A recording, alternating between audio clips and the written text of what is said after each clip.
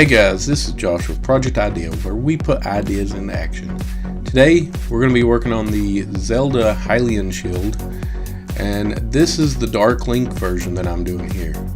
Before we go any further, don't forget to subscribe and hit that bell icon for any future videos that we may have up.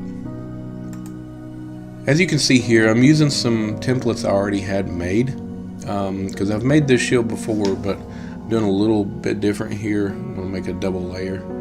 On these floor mats, don't forget to save these pieces. You will use those later. But I just traced out the outline of the shield on the mat here, and we actually do this on 2 different floor mats because this is going to be, like I said, a double layer shield. Once you have that on both layers, then we can start cutting each one of these out.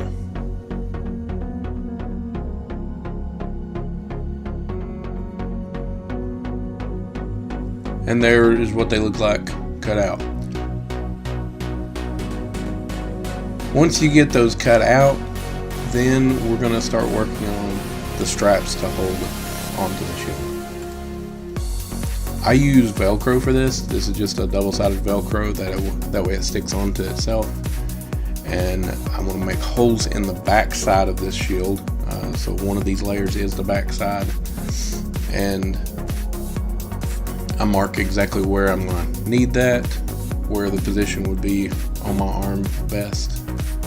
I also use these because I can actually change them out to where you can actually hang the shield very easily with these. I'll show you that in just a moment. As you can see here, I just cut the straps to the length that I needed, and then I cut the holes in the shield.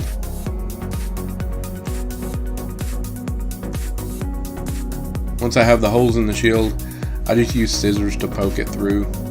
As you can see, the rough side is going to be the inside that you can't see. It's going to be where the glue is. So I want the ends of these pieces going on the outside so that you can actually change it around.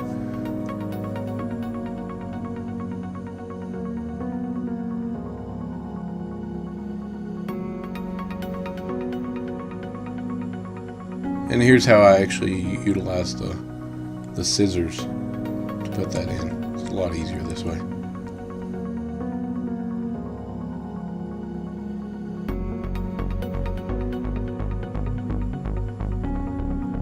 Once I pull those through, you can see here how they work as handles. But if I wanted to change that out, all I have to do is unstrap it,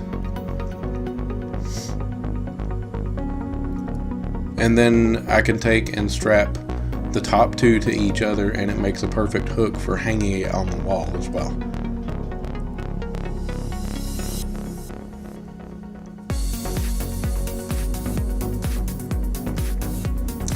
Once that's done, I can start shaping the shields. I used a heat gun to heat both sides of this up really well, and that way I can actually start shaping the shield. I just bend it, form it, and I actually took a bowl and set the bowl on the counter and just kind of laid it on there just to help keep its shape as well. Of course, this is the back piece of the shield. That's the primary piece you want to get shaped really well. I also shaped the front, but once I started putting the glue on and stuff, it did lose a little bit of that shape, but it's still good to shape it ahead of time. With the heat gun, it makes it a little easier later. I use contact cement here to glue this together, and of course with contact cement, just apply it to both sides that you want joined together. Let it dry pretty good. It may be a little tacky, but then lay the sides together. Be very careful when you're doing this, because once it's on, it's on. With contact cement, there's not a whole lot of give there.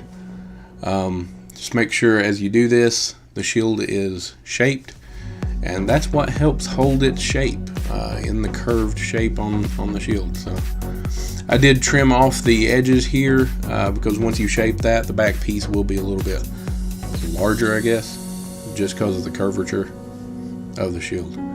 I trimmed those pieces and then used the Dremel to smooth it down a little bit more. You can still do this even if you don't have a Dremel, guys.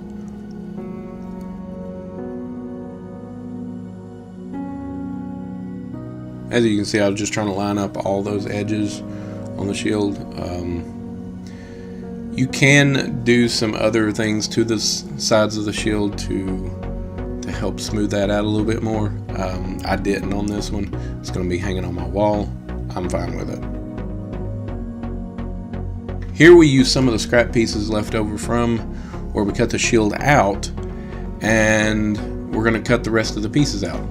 You can see here I've got the bottom and top piece that go on the front of the shield, and I'm going to trace those out and cut them out. There's several pieces to this template. Part of them will be on floor mat, part of them I do on just regular craft foam.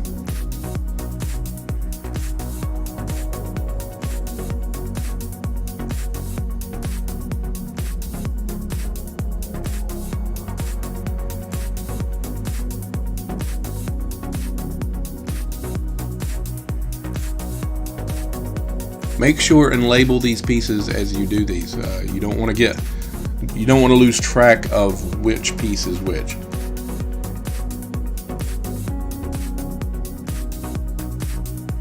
Then I cut those pieces out.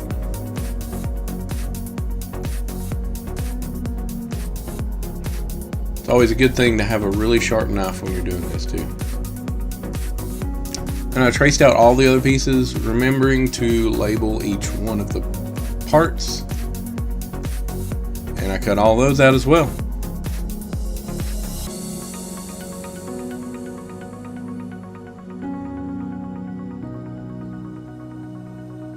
Next, I started tracing out some of the pieces onto the craft foam as well. These are just thinner pieces, that's why I use the craft foam, and there's several of these as well. It's pretty simple to cut this craft foam with scissors. To me, it's less complicated to just use scissors on this because it works. Why not use it?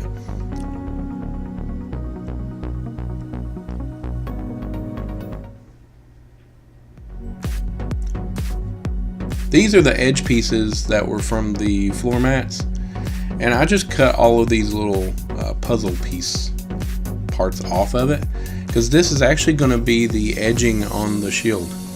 It's trim pieces that will work in here in just a moment. After that, I just started gluing all the pieces on the front face of the shield here. Make sure to curve these when you're starting putting the glue on, because you want it to fit the shield's shape as well.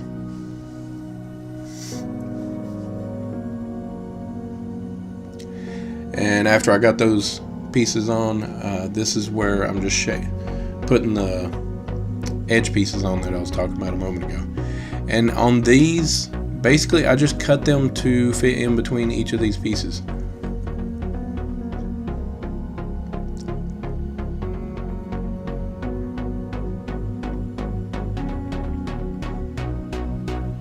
Of course, I'm using hot glue to glue all these parts on.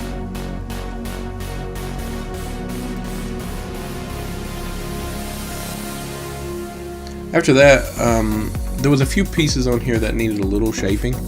I do a little bit of a curve on these.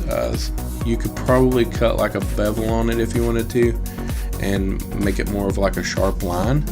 But I just use the Dremel and just kind of curve them over, and it worked pretty good for mine. And I do that with all four of these pieces. Once that is done, then I start laying all the pieces out on the shield where they go.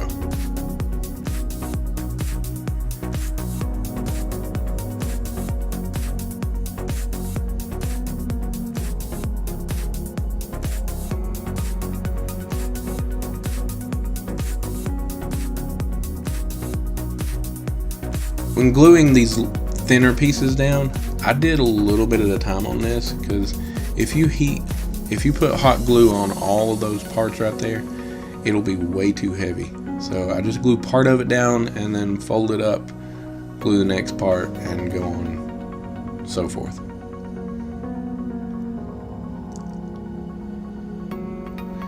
Once we glue all those pieces down, this is what the shield looks like. I did go ahead and heat seal everything with the heat gun at this point. Just remember, you just use hot glue on this, so don't get it too hot that the glue will release. Once I did that, I did some plastic dip on the entire shield. This just kind of gives me a base coat. And then I sprayed the entire shield with silver spray paint.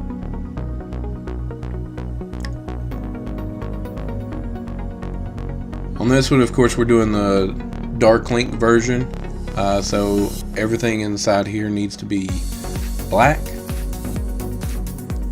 This, I just used a flat black acrylic paint, and just be really careful. This is the most patient part of the entire craft here. Be really careful around each of these edges not to get any of the paint on the silver parts that you don't want.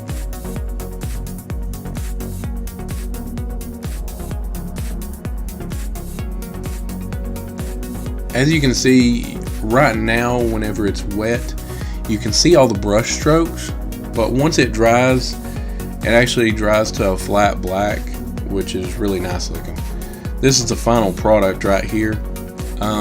If you're gonna take this anywhere or whatever, I would definitely seal it up with some clear coat.